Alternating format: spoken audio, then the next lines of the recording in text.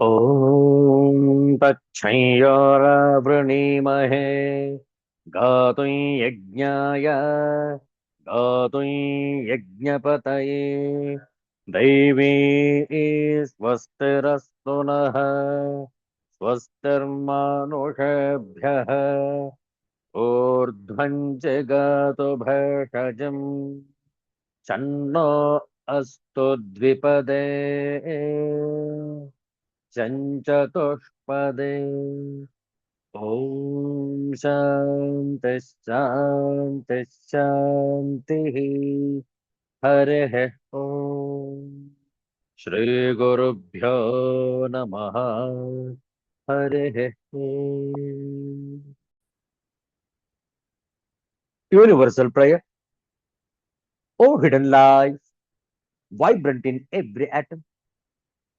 O hidden light, shining in every creature. O hidden love, embracing all in oneness. May each who feels himself as one with thee know he is also one with every other. Om Shanti, Shanti, Shanti.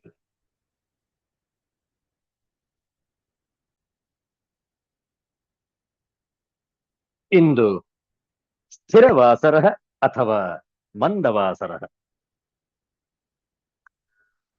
ಅಧಿಕ ಜ್ಯೇಷ್ಠ ಮಾಸದ ಬಹುಳ ಷಷ್ಠಿ ಈ ಶ್ರೇಷ್ಠವಾದ ಶನಿವಾರದ ಮುಸ್ಸಂಜೆಯಲ್ಲಿ ಶಿವ ಷಡಕ್ಷರ ಸ್ತೋತ್ರಂ ಇದರ ಪಾರಾಯಣ ಶ್ರದ್ಧೆಯಿಂದ ಆಲಿಸುವಂತವರಾಗಿ ಶಿವ ಷಡಕ್ಷರ ಸ್ತೋತ್ರಂ ಓಂ ಓಂಕಾರಂ ಬಿಂದು ಸಂಯುಕ್ತಂ ನಿತ್ಯಂ ಧ್ಯಾಯಂತಿ ಯೋಗಿನಃ ಕಾಮದಂ ಮೋಕ್ಷದಂ ಚೈವ ಓಂಕಾರಾಯ ನಮೋ ನಮಃ ನಮಂತೆ ಋಷಯೋ ದೇವಾಃ ನಮಂತ್ಯಪ್ಸರಸೋ ಗಣಾಃ ನರೋ ನಮಂತಿ ದೇವೇಶಂ ನಕಾರಾಯ ನಮೋ ನಮಃ ಮಹಾದೇವಂ ಮಹಾತ್ಮಾನಂ ಮಹಾಧ್ಯಾನಪರಾಯಣಂ ಮಹಾಪಾಪಹರಂ ದೇವಂ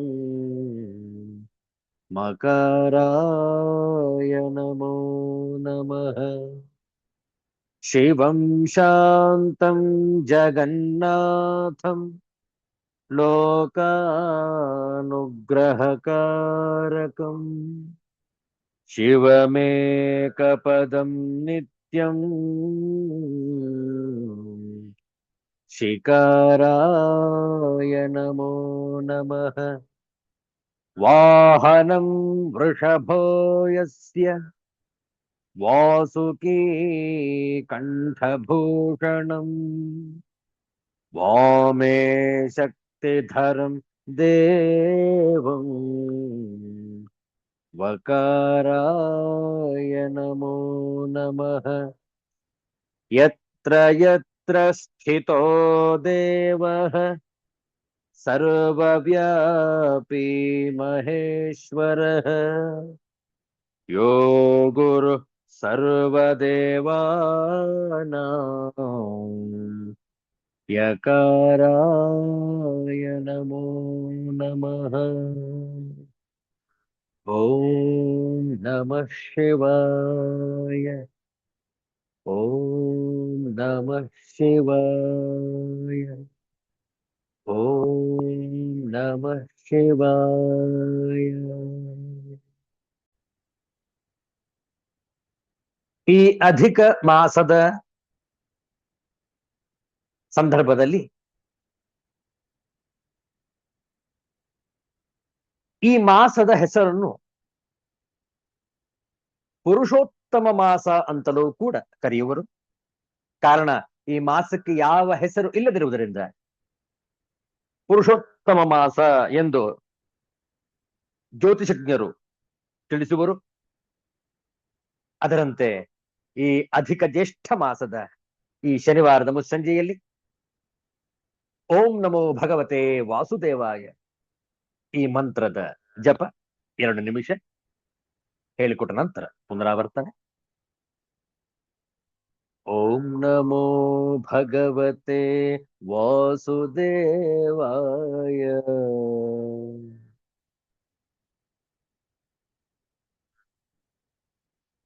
ಓಂ ನಮೋ ಭಗವತೆ ವಾಸುದೇವಾಯ.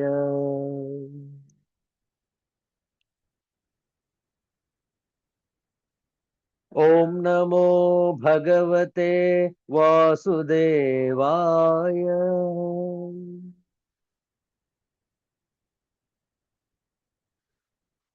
ಓಂ ನಮೋ ಭಗವತೆ ವಾಸುದೇವಾಯ.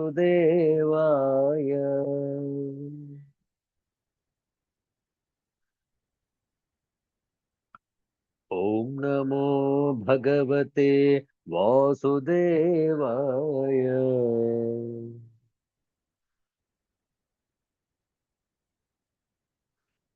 ಓಂ ನಮೋ ಭಗವತೆ ವಾಸುದೇವಾಯ.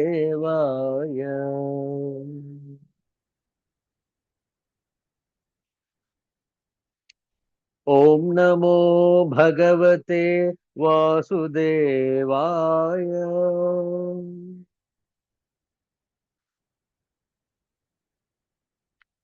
ಓಂ ನಮೋ ಭಗವತೆ ವಾಸುದೇವಾಯ.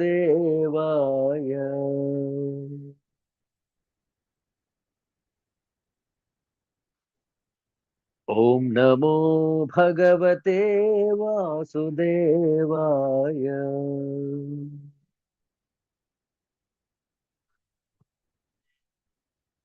ವಾಸುದೇವಾಯ. ವಾಸುದೇವಾಯ.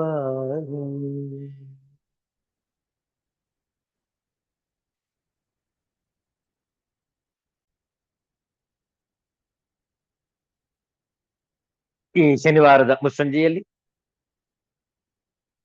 ಹನುಮಂತನ ಒಂದು ಭಜನೆಯನ್ನು ಹಾಡೋಣ. ಜೂನ್ ತಿಂಗಳ 6ನೇ ತಾರೀಕು 2026ನೇ ಇಸವಿ, ಅಧಿಕ ಜ್ಯೇಷ್ಠ ಬಹುಳ ಷಷ್ಠಿ. ಅತ್ಯಂತ ಚಿಕ್ಕದಾದಂತಹ ಚೊಕ್ಕದಾದಂತಹ ಆಂಜನೇಯನ ಒಂದು ಭಜನೆ ಹೇಳಿಕೊಟ್ಟ ನಂತರ ಪುನರಾವರ್ತನೆ. ಆಂಜನೇಯ ವೀರ ಹನುಮಂತ ಶೂರ.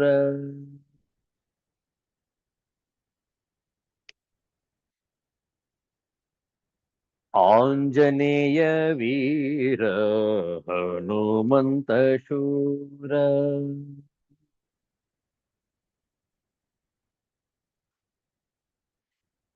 ವಾಯುಕುಮಾರ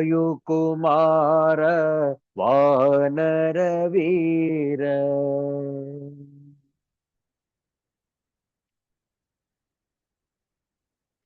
ವಾಯುಕುಮಾರ ವಾನರ ವೀರ.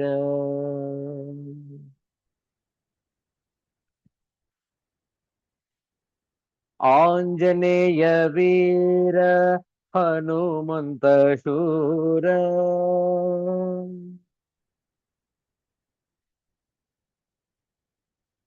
ವಾಯುಕುಮಾರ ವಾನರ ವೀರ.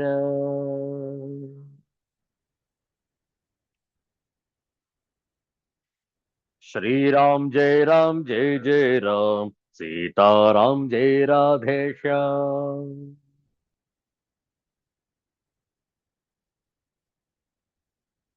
श्रीराम जय राम, सीताराम जय राधे श्याम.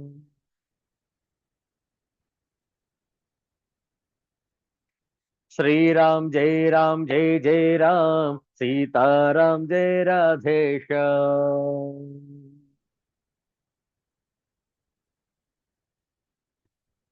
श्रीराम जय जय राम सीताराम जय राधे श्याम।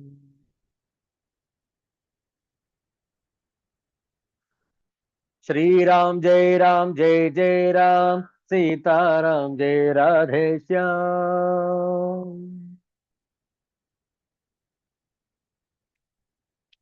श्रीराम जय जय राम सीताराम जय राधे श्याम।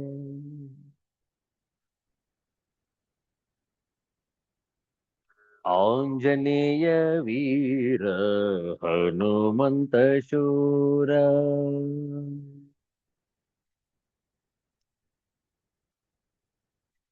आंजनेय वीर हनुमंत शूर।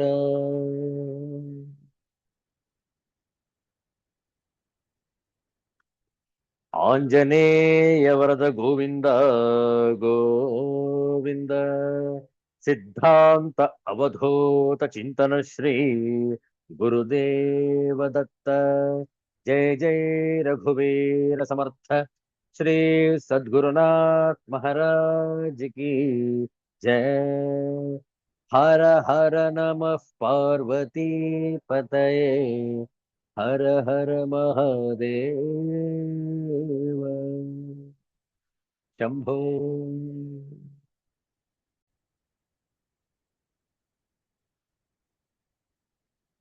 ಮುಂಗಾರು ಪ್ರಾರಂಭವಾಗುವಂತಹ ಈ ಸಂದರ್ಭದಲ್ಲಿ ಶ್ರೀಮದ್ ಭಗವದ್ಗೀತೆಯ ಸಪ್ತದಶೋಧ್ಯಾಯದ ಅಧ್ಯಯನವನ್ನು ಮಾಡೋಣ. ಪ್ರಾರಂಭದಲ್ಲಿ ಕೆಲವು ಶ್ಲೋಕಗಳ ಪಾರಾಯಣ ಹೇಳಿಕೊಟ್ಟ ನಂತರ ಪುನರಾವರ್ತನೆ. ಓಂ ಶ್ರೀ ಪರಮಾತ್ಮನೇ ನಮಃ.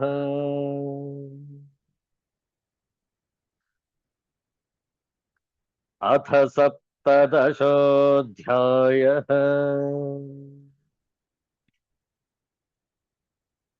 ಶ್ರದ್ಧಾತ್ರಯ ವಿಭಾಗ ಯೋಗಃ.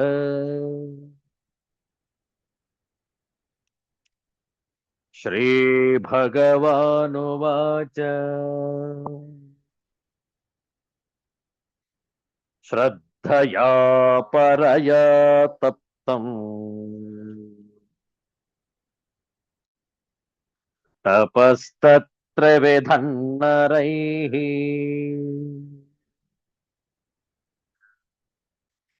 ಅಫಲಾಕಾಂಕ್ಷಿಭಿರ್ಯುಕ್ತೈಃ ಸಾತ್ವಿಕಂ ಪರಿಚಕ್ಷತೆ.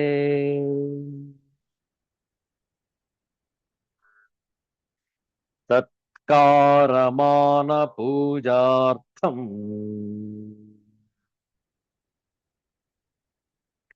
ತಪೋದಂಭೇನ ಚೈವ ಯತ್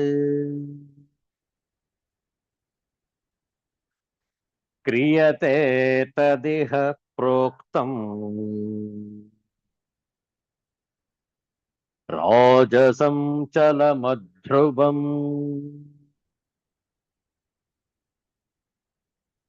ಮೋಹಗ್ರಾಹೇಣಾತ್ಮನೋ ಯತ್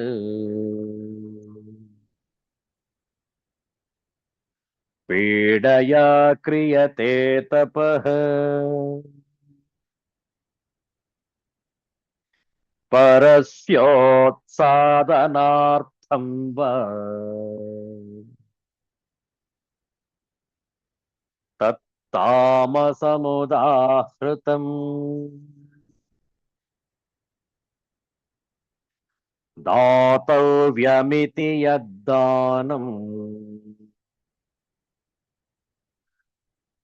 दीयतेनुपकारिणे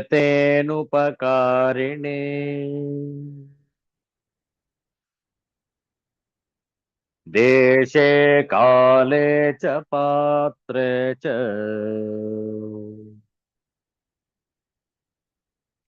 तद्दानं सात्विकं स्मृतम्. यत्तु प्रत्युपकारार्थम् फलमुद्दिश्य उद्दिश्य वा पुनः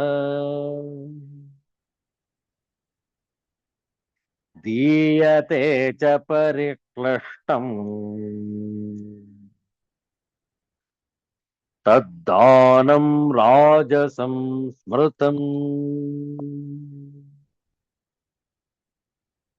अदेशकाले यद्दानम् अपात्रेभ्यश्च दीयते असत्कृतमवज्ञातम् तत्तामसमुदाहृतम्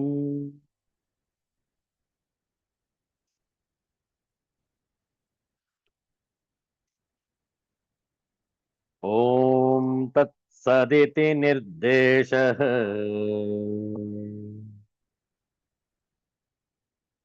ब्रह्मणस्त्रिविधः स्मृतः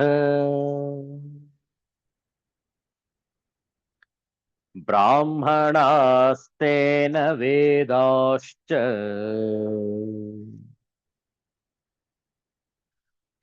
यज्ञाश्च विहिताः पुरा तस्मादोमित्युदाहृत्य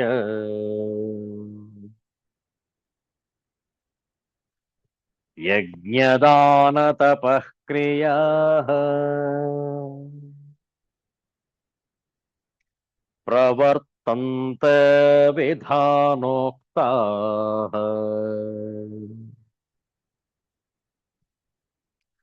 सततं ब्रह्मवादिना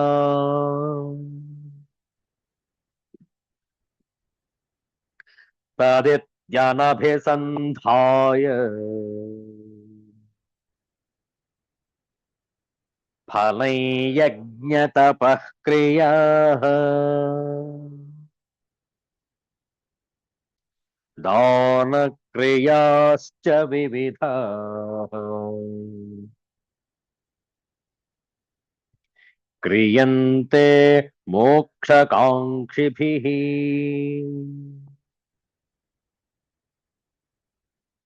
सद्भावे साधुभावे च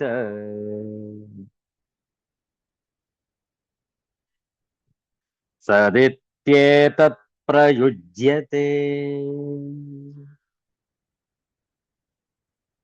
प्रशस्ते कर्मणि तथा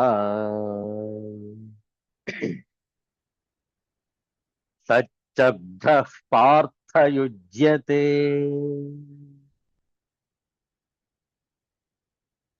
यज्ञे तपसि दाने च स्थितिः सदिति चोच्यते कर्म चैव तदर्थीयम्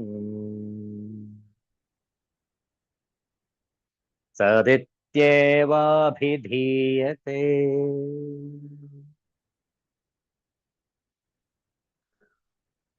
ಶ್ರೀ ಗುರುಭ್ಯೋ ನಮಃ. ಶ್ರದ್ಧಾತ್ರಯ ವಿಭಾಗ ಯೋಗದ ವಿಚಾರದಲ್ಲಿ ಯಾವ ರೀತಿಯಲ್ಲಿ ಓಂ ತತ್ ಸತ್ ಈ ಮೂರು ಬ್ರಹ್ಮವಾಚಕ ಶಬ್ದಗಳನ್ನು ಉಪಾಸಿಸಬೇಕು ಅನ್ನುವಂತಹ ವಿಚಾರವನ್ನು ಮಾಡ್ತಾ ಇದ್ದೇವೆ. परम सत्य भक्तिमय यज्ञ का लक्ष्य है और उसे सत शब्द से अभिहित किया जाता है. हे प्रथा पुत्र, ऐसे यज्ञ का संपन्न करता भी सत कहलाता है. जिस प्रकार यज्ञ तप तथा दान के सारे कर्म भी जो परम पुरुष को प्रसन्न करने के लिए संपन्न किए जाते हैं सत हैं. The absolute truth is the objective of devotional sacrifice, and it is indicated by the word sat. These works of sacrifice, of penance, and of charity, true to the absolute nature, are performed to please the Supreme Person, O son of Pritha. ಈ 26ನೆಯ ಶ್ಲೋಕದಲ್ಲಿ ಶಬ್ದದ ವಿಚಾರವನ್ನು ಮಾಡಲಾಗಿದೆ. ಸತ್ ಇತಿ ಏತತ್ ಸದ್ಭಾವೇ ಚ ಸಾಧುಭಾವೇ ಪ್ರಯುಜ್ಯತೆ ತಥಾ ಹೇ ಪಾರ್ಥ ಪ್ರಶಸ್ತೆ ಕರ್ಮಣಿ ಸತ್ ಶಬ್ದ ಯುಜ್ಯತೆ. ಸತ್ ಎಂಬ ಈ ಪರಮಾತ್ಮನ ನಾಮವು ಸತ್ಯ ಎಂಬ ಭಾವದಲ್ಲಿಯೂ ಮತ್ತು ಶ್ರೇಷ್ಠ ಎಂಬ ಭಾವದಲ್ಲಿಯೂ ಪ್ರಯೋಗಿಸಲ್ಪಡುತ್ತದೆ. ಹಾಗೂ ಎಳೆಯರ್ಜುನ, ಉತ್ತಮವಾದ ಕರ್ಮದಲ್ಲಿಯೂ ಸಹ ಸತ್ ಎಂಬ ಶಬ್ದವು ಪ್ರಯೋಗಿಸಲ್ಪಡುತ್ತದೆ. ಅತ್ಯಂತ ಸೊಗಸಾದಂತಹ ವಿಚಾರ. ಸತ್ ಶಬ್ದವನ್ನು ಎಲ್ಲೆಲ್ಲಿ ಪ್ರಯೋಗ ಮಾಡಲಾಗುವುದು, ಯಾವ ರೀತಿಯಲ್ಲಿ ಅದರ ಆಚರಣೆ ಅನ್ನುವಂಥದ್ದನ್ನು ಈ 26ನೆಯ ಶ್ಲೋಕದಲ್ಲಿ ಸವಿವರವಾಗಿ ತಿಳಿಸಲಾಗಿದೆ. ಕಳೆದ ವಾರ ಇದರ ಶಾಂಕರ ಭಾಷ್ಯವನ್ನು ಕೂಡ ನಾವು ನೋಡಿದ್ದೇವೆ. ಈಗ ಉಳಿದ ವಿಚಾರಗಳನ್ನು ಮಾಡೋಣ. ಸತ್ is used to mean both reality and goodness. ಸತ್ ಅನ್ನುವಂಥದ್ದು ಸತ್ಯ ಅನ್ನುವ ಪದದಲ್ಲೂ ಕೂಡ ಪ್ರಯೋಗವಾಗುವುದು. ಹಾಗೆಯೇ ಯಾವ ಯಾವ ಒಳ್ಳೆಯ ಕರ್ಮಗಳಿವೆಯೋ ಅವೆಲ್ಲವೂ ಕೂಡ ಸತ್ ಅನ್ನುವಂತಹ ಶಬ್ದದಲ್ಲೇ ಪ್ರಯೋಗಿಸಲ್ಪಡುತ್ತದೆ. It's also used for all praiseworthy actions. In our everyday contact with the world, we live in a realm of relative reality, and a seeker is apt to take the world perceived, felt, and thought of through the play of his body, mind, and intellect equipment as absolutely real. Therefore, the term Sat is often used to remind us that all these relative realities have the self same substratum. Sat, the absolute reality. ಯಾಕೆ ಇಲ್ಲಿ ಸತ್ ಪ್ರಯೋಗದವಾಗಿದೆ ಅದನ್ನು ನಾವು ಹೇಗೆ ಅರ್ಥ ಮಾಡ್ಕೊಳ್ಬೇಕು ಅಂತಂದ್ರೆ, ಈ ಜಗತ್ತಿನಲ್ಲಿ ನಮಗೆ ಕಾಣುತ್ತಿರುವ ಅನುಭವವಾಗುತ್ತಿರುವಂತಹ ವಿಷಯಗಳು ಎಲ್ಲವೂ ಕೂಡ ಸತ್ಯವಾಗಿ ನಮಗೆ ತೋರುತ್ತಿರುವುದು. ಆದ್ರೆ ವಾಸ್ತವವಾಗಿ ಈ ಜಗತ್ತಲ್ಲಿ ನಡೆಯುತ್ತಿರುವುದೆಲ್ಲವೂ ಕೂಡ ಒಂದು ಭ್ರಮೆ. ಮಾನಸಿಕದ ಚಂಚಲತ್ವದಿಂದಾಗಿ ನಮಗೆ ಈ ಭ್ರಮೆಯೇ ಸತ್ಯವಾಗಿ ಕಾಣುತ್ತಿರುತ್ತದೆ. ಹೇಗೆ ಅಂದ್ರೆ, ನಾವು ನಿದ್ದೆಗೆ ಹೋಗಿದ್ದೇವೆ, ಆದ್ರೆ ಗಾಢ ನಿದ್ರೆ, ತನಿ ನಿದ್ರೆ ಅಲ್ಲ, ಮನಸ್ಸು ಎಚ್ಚರವಾಗಿದೆ, ಸ್ವಪ್ನವನ್ನ ಕಾಣ್ತಾ ಇದ್ದೇವೆ ನಿದ್ದೆ ಮಾಡುವಾಗ. ಸ್ವಪ್ನ ಕಂಡರೆ ತಿಳಿದುಕೊಳ್ಳಿ, ಅದು ಗಾಢ ನಿದ್ರೆಯಲ್ಲ. ಯಾಕೆ? ಮನಸ್ಸು ಎಚ್ಚರವಾಗಿದೆ. ಯಾವ ಆಲೋಚನೆಯೂ, ಯಾವ ಕನಸು, ಯಾವ ಸ್ವಪ್ನವೂ ಕಾಣದಿರುವಾಗ ಅದು ಗಾಢ ನಿದ್ರೆ, ಸುಷುಪ್ತಿ ಅವಸ್ಥೆ. ಕಾರಣ ಅಲ್ಲಿ ಮನಸ್ಸು ಕೂಡ ಇರುವುದಿಲ್ಲ. ಮನಸ್ಸಿದ್ದರೆ ಸ್ವಪ್ನಾವಸ್ಥೆ. ಶರೀರದ ಯಾವ ಕೆಲಸ ಆಗ್ತಾ ಇಲ್ಲ, ಆದ್ರೆ ಮನಸ್ಸು ಮಾತ್ರ ಎಚ್ಚರವಾಗಿದೆ. ಆದ್ದರಿಂದ ಸತ್ ಶಬ್ದವನ್ನ ಪ್ರಯೋಗ ಮಾಡುವಾಗ ನಾವು ತಿಳಿದುಕೊಳ್ಳಬೇಕು, ಎಲ್ಲವೂ ಕೂಡ ಕನಸಿನಂತೆ ಕಾಣುತ್ತಿದೆ, ಇದು ಸತ್ಯವಲ್ಲ. ಈ ಸತ್ಯ ಅಲ್ಲದಿರುವಂತಹ ಹಿಂದಿರುವಂತಹ ತತ್ವ ಯಾವುದಿದೆ ಅದು ಸತ್. ಅರ್ಥ ಆಗಿರ್ಬೇಕಲ್ಲ? ಇನ್ನೂ ಕೂಡ ಸ್ಪಷ್ಟವಾಗಿ ಹೇಳಿಬಿಡೋಣ. ಕನಸು ಕಾಣ್ತಾ ಇದ್ದಾನೆ ಮನುಷ್ಯ, ಮಲಗಿದ್ದಾನೆ. ಯಾವುದೋ ಕನಸು, ಅದು ಮನೋಹರವಾಗಿರಬಹುದು, ಮನೋರಂಜಕವಾಗಿರಬಹುದು, ಅಥವಾ ಭಯಂಕರವಾಗಿಯೂ ಇರಬಹುದು. ಯಾವುದೇ ಇರಲಿ ಸ್ವಪ್ನ, ಸ್ವಪ್ನ ಕಾಣುವವರೆಗೆ ಆತ ಕಾಣುತ್ತಿರುವುದೆಲ್ಲ ಸತ್ಯವಾಗಿರುವುದು. ಎಲ್ಲಿಯವರೆಗೆ? ಅವನು ಕನಸುಗಾರ ಆಗಿರುವವರೆಗೆ ಅವನು ಕಂಡಿದ್ದೆಲ್ಲ ಸತ್ಯ. ಯಾವಾಗ ಆ ಒಂದು ಕನಸಿನ ಲೋಕದಿಂದ ಹೊರಬರ್ತಾನೆ, ಪುನಃ ವಾಸ್ತವ ಜಗತ್ತಿಗೆ ಮರಳುತ್ತಾನೆ, ಪುನಃ ಎಚ್ಚರವಾಗುತ್ತೆ, ಆಗ ತಿಳಿದುಕೊಳ್ತಾನಾತ, ಇಲ್ಲಿಯವರೆಗೆ ಕಂಡಿದ್ದು ಕನಸು. ಕನಸು ಎಂದರೆ ಸುಳ್ಳು, ಕೇವಲ ನನ್ನ ಮನಸ್ಸಿನ ಭ್ರಮೆಯಷ್ಟೇ, ಅದು ಸತ್ಯವಾಗಿದ್ದಿಲ್ಲ. ಅದು ಹೌದಲ್ಲ? ಯಾವಾಗ ಅದು ಸತ್ಯ ಅಲ್ಲ ಅಂತ ಅರಿವಾಗುತ್ತೆ? ಯಾವಾಗ ಅವನು ಎಚ್ಚರವಾಗ್ತಾನೆ. ಅಂದ್ರೇನು? ಕನಸಿನ ಅವಸ್ಥೆಯಿಂದ ಜಾಗೃತ ಅವಸ್ಥೆಗೆ ಬರ್ತಾನೆ. ಆಗ ಅರ್ಥ ಆಗತ್ತೆ ಅವನಿಗೆ, ನಾನು ಸ್ವಪ್ನಾವಸ್ಥೆಯಲ್ಲಿ ಕಂಡದ್ದು ಸತ್ಯವಲ್ಲ. ಆದ್ರೆ ಕನಸನ್ನ ಕಾಣುತ್ತಿರುವಾಗ ಎಲ್ಲವೂ ದಿಟ, ಎಲ್ಲವೂ ಸತ್ಯವಾಗಿತ್ತು. ಅಲ್ಲಿ ಆಗಿದ್ದಂತಹ ಎಲ್ಲ ಭಾವನೆಗಳು ಕೂಡ ಸತ್ಯವಾಗಿತ್ತು. ಎಲ್ಲಿಯವರೆಗೆ? ಅವನು ಕನಸುಗಾರ ಆಗಿರುವವರೆಗೆ. ಕನಸಿನಿಂದ ಎಚ್ಚೆತ್ತ ಕೂಡಲೇ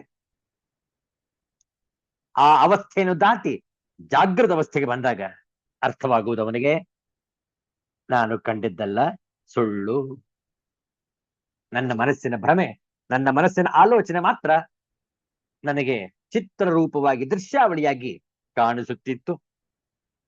ವಿಚಾರ ಮಾಡಿ. ಅದೇ ರೀತಿ ಈ ಪಾರಮಾರ್ಥಿಕ ಚಿಂತನೆಯಲ್ಲಿ ಪ್ರಾಪಂಚಿಕವಾಗಿ ನಾವೇನು ಜೀವನವನ್ನು ನಡೆಸ್ತಾ ಇದ್ದೇವೆ, ನಮ್ಮ ನಮ್ಮ ಭಾವನೆಗಳಿಗೆ ಅನುಸಾರವಾಗಿ, ಇವೆಲ್ಲವೂ ಕೂಡ ಸತ್ಯವಲ್ಲ. ಯಾವಾಗ ಅರ್ಥ ಆಗುತ್ತೆ ನಮಗೆ? ಜಾಗೃತ ಅವಸ್ಥೆಯಲ್ಲೂ ಇದ್ದೇವೆ, ಆದರೆ ಸತ್ ಸಾಧನೆಯಲ್ಲಿ ಜಾಗೃತರಾಗಬೇಕು. ಆಗ ಎಚ್ಚರವಾಗಿದ್ದರೂ ಕೂಡ ನಾವು ಸತ್ ಪ್ರಯೋಗವನ್ನು ಮಾಡಿದಾಗ ಅರ್ಥವಾಗುತ್ತೆ, ನಾನು ಜಾಗೃತ ಅವಸ್ಥೆಯಲ್ಲಿ ಕಾಣುತ್ತಿರುವುದೂ ಕೂಡ ಒಂದು ಭ್ರಮೆ, ಒಂದು ಸುಳ್ಳು, ಒಂದು ಕನಸು. ನೋಡಿ ಹೇಗಿದೆ. ಕೇವಲ ಜಾಗೃತ ಅವಸ್ಥೆಯಲ್ಲಿ ಇದ್ದ ಮಾತ್ರಕ್ಕೆ ನಾವು ಸತ್ಯವನ್ನು ಕಾಣುತ್ತಾ ಇದ್ದೇವೆ ಎಂದು ಹೇಳಲಿಕ್ಕೆ ಸಾಧ್ಯ ಇಲ್ಲ. ಎಚ್ಚರವಾಗಿದ್ದು ನಾವು ಪಾರಮಾರ್ಥಿಕದ ಚಿಂತನೆಗೆ ಜಾಗೃತರಾಗಬೇಕು. ಆಗ ನಾವು ನಿಜವಾಗಲೂ ಎಚ್ಚರಗೊಂಡಿದ್ದೇವೆ, ಸತ್ ಧಾಮದಲ್ಲಿ ಇದ್ದೇವೆ. ವಿಚಾರ ಮಾಡಿ. ಆದ್ದರಿಂದ ಸತ್ ಅಂತಹ ಪ್ರಯೋಗವನ್ನು ಎರಡು ರೀತಿಯಲ್ಲಿ ಮಾಡಲಾಗಿದೆ. ಒಂದು ಭಗವಂತನ ಬ್ರಹ್ಮವಾಚಕವಾಗಿ ಪ್ರಯೋಗಿಸಲ್ಪಡುವುದು. ಹಾಗೆಯೇ ಜಗತ್ತಿನ ನಾವು ಯಾವ್ಯಾವುದು ಒಳ್ಳೆಯ ಕಾರ್ಯಗಳನ್ನು ನೋಡ್ತಾ ಇದ್ದೇವೆ, ಮಾಡ್ತಾ ಇದ್ದೇವೆ, ಇದೆಲ್ಲವೂ ಕೂಡ ಸತ್ ಅನ್ನುವಂತಹ ಉಪಾಸನೆಗೆ ಒಳಪಡುವುದು. ಸುಂದರವಾದ ವಿಚಾರ. ಮುಕ್ತಕ 607.